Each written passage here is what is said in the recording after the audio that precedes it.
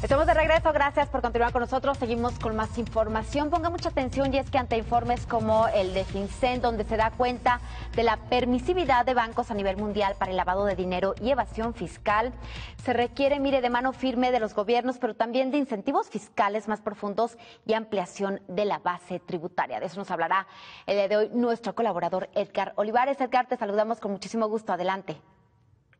Hola, ¿qué tal, Ceci? Te saludo con mucho gusto, al igual que a toda la audiencia de Señal Global.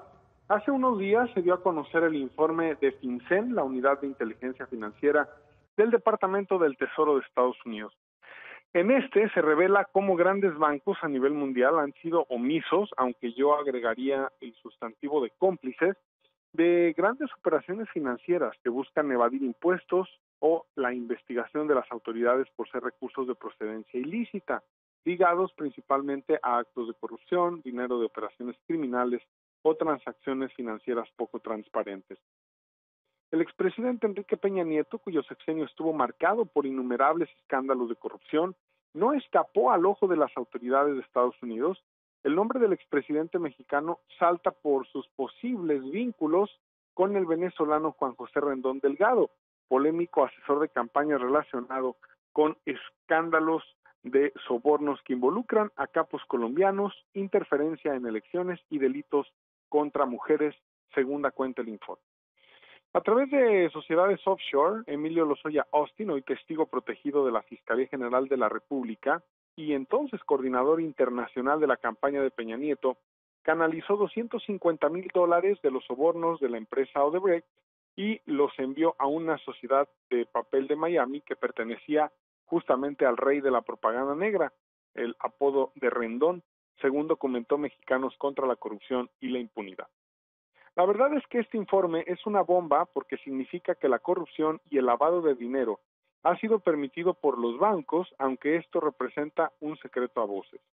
Los bancos son implacables con los pequeños y medianos cuentavientes, pero son totalmente permisivos y cómplices de quienes poseen cantidades grandes de dinero y que regularmente buscan evadir impuestos, primero porque es dinero que se ha obtenido en su mayoría por actos de corrupción o prebendas y no con un proceso o mediante un proceso lícito o complejo desde el punto de vista organizacional o de negocios, donde hay esquemas de estímulos fiscales que serían suficientes.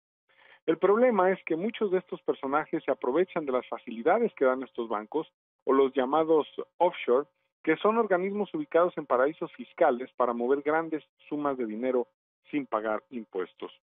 Además, conocer esta información es mérito también de la unión del periodismo a nivel internacional. Yo aplaudo mucho este tipo de ejercicios donde se unen medios de comunicación para realizar estas investigaciones en conjunto. Esto ayuda en dos sentidos. Primero, se hace un trabajo más profundo y profesional en unidad de equipo y segundo, se minimizan los riesgos de venganzas contra los periodistas o quienes trabajan para esclarecer estos temas. En América Latina se incluyen medios como Proceso, Quinto Elemento Lab y Mexicanos contra la Corrupción y la Impunidad en el caso de México, Perfil, Infobae y La Nación en Argentina, Armando Info en Venezuela, Conectas y el Espectador en Colombia, Convoca en Perú y La Voz en Chile, entre otros medios.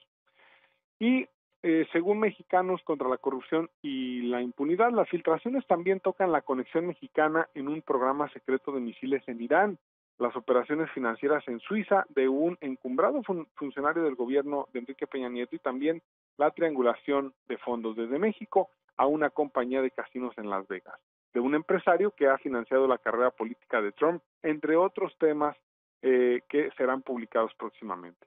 Vale la pena recordar, Ceci, amigos del auditorio, otros temas de grandes investigaciones y filtraciones. Por ejemplo, en 2014 se dio el LuxLeaks, que contenía documentos de la empresa de contabilidad PricewaterhouseCoopers, que mostraban que las grandes empresas estaban utilizando acuerdos fiscales en Luxemburgo para reducir la cantidad de impuestos a pagar. En 2015 se dio el famoso SwissLeaks, documentos del banco privado suizo de HSBC, que mostraron cómo se estaban utilizando las leyes del secreto bancario de Suiza para ayudar a los clientes a evadir el pago de impuestos.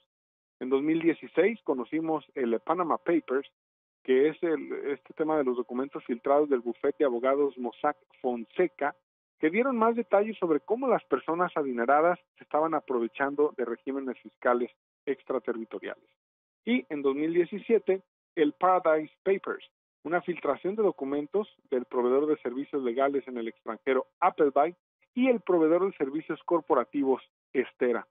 Los dos operaron juntos bajo el nombre de Appleby hasta que Estera se independizó en 2016. Los documentos revelaban entonces las operaciones financieras extraterritoriales, también de políticos, pero además celebridades y líderes empresariales.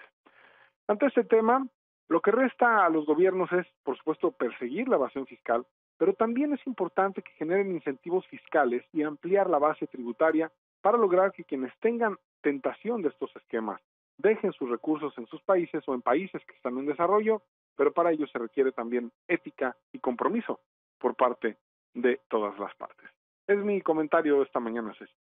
Edgar, impresionante esta información que se ha dado a conocer. Ahora, ya la tenemos. ¿Qué va a suceder o se quedará simplemente ahí?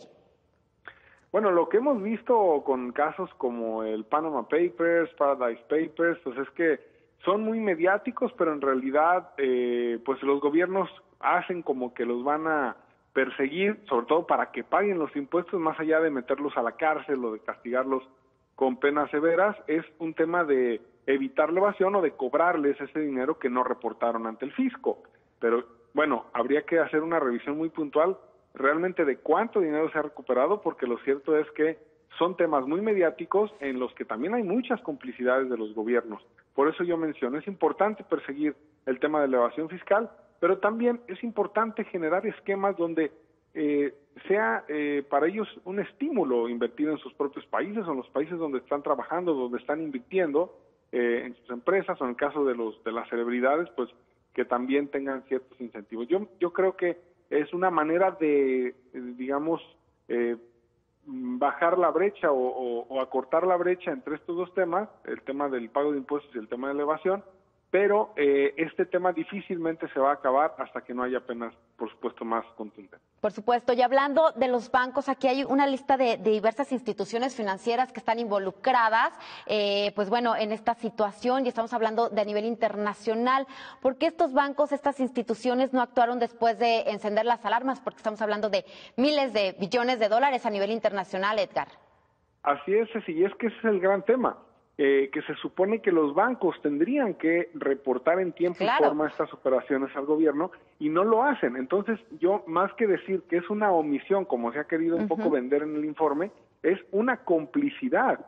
Habría que ver quiénes dentro de estos grandes bancos, qué banqueros están en complicidad con estos estos personajes que están moviendo tanto dinero, y bueno, pues también castigarlos e investigarlos. Los bancos no pueden quedar en la impunidad. Así es, pues estaremos viendo cómo avanza esta información, este interesante tema que, pues bueno, además involucra también a nuestro país. Muchísimas gracias, Edgar, te mandamos un abrazo y que pases excelente semana. Igualmente, Ceci, abrazo para todos. Gracias. Muchas gracias a nuestro compañero Edgar Olivares. Avanzamos con más